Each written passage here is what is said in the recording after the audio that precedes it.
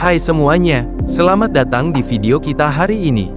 Kali ini, kita akan membahas perpindahan kalor, fenomena sehari-hari yang terjadi di sekitar kita, mulai dari memasak hingga menghangatkan diri di dekat api unggun. Yuk, simak penjelasannya. Perpindahan kalor, atau perpindahan panas, adalah proses transfer energi panas dari sebuah benda ke benda lain karena perbedaan suhu. Perpindahan kalor terjadi secara alami dari benda atau area yang memiliki suhu lebih tinggi ke benda atau area yang memiliki suhu lebih rendah, hingga tercapai kesetimbangan termal. Ada 3 mekanisme utama perpindahan kalor, yaitu konduksi, konveksi, dan radiasi. Untuk memahami tentang konduksi, mari kita lakukan percobaan sederhana. Oleskan mentega pada ujung 3 buah sendok yang terbuat dari 3 bahan yang berbeda, yaitu sendok logam, sendok kayu, dan sendok plastik. Masukkan ketiga sendok tersebut ke dalam wadah berisi air panas. Apakah yang akan terjadi? Amatilah yang terjadi pada ketiga sendok.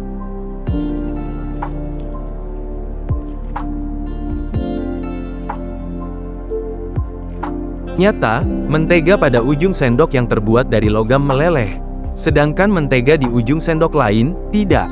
Ini menunjukkan terjadi perpindahan panas dari air ke ujung sendok sehingga mentega menjadi meleleh. Yap, betul, ini adalah peristiwa perpindahan panas secara konduksi. Konduksi adalah perpindahan panas melalui suatu medium tanpa disertai perpindahan partikel medium tersebut. Selama proses konduksi, partikel-partikel pada ujung yang dipanaskan akan bergetar dengan cepat dan menumbuk partikel-partikel di sampingnya. Akibatnya tumbukan antar partikel tersebut akan terus berlanjut sampai seluruh bagian benda tersebut terasa panas. Contoh peristiwa konduksi antara lain panas dari setrika mengalir ke pakaian, panas dari penggorengan mengalir ke spatula. Seperti percobaan di awal, tidak semua benda mampu menghantarkan panas. Benda yang mampu menghantarkan panas dengan baik disebut konduktor, sedangkan benda yang buruk dalam menghantarkan panas disebut isolator. Setiap benda memiliki nilai konduktivitas termal yang berbeda-beda.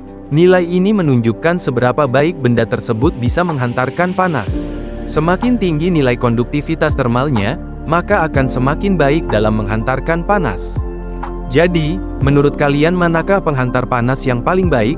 Sesuai tabel konduktivitas termal berikut, ya benar, perak, tembaga, emas adalah penghantar panas yang baik. Konveksi adalah perpindahan kalor melalui zat yang disertai perpindahan partikel-partikel zat tersebut. Konveksi dapat terjadi pada fluida, yaitu zat cair maupun zat gas.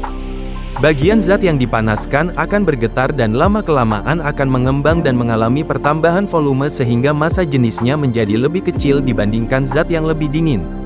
Contoh peristiwa konveksi, panas dari panci mengalir ke air. Lama-kelamaan seluruh air mendidih karena panas yang dihantarkan mengalir bersama partikel air.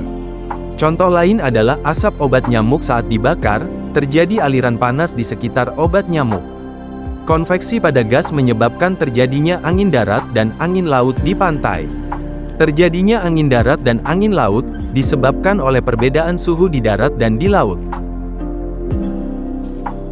Radiasi adalah proses perpindahan kalor yang terjadi dalam bentuk perambatan gelombang elektromagnetik tanpa memerlukan adanya zat perantara, medium.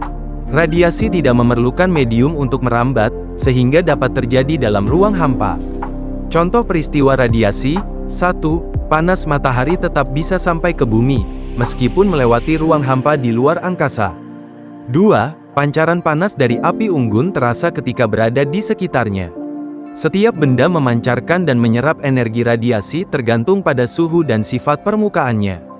Benda hitam lebih efektif menyerap dan memancarkan panas, sedangkan benda mengkilap cenderung memantulkan radiasi.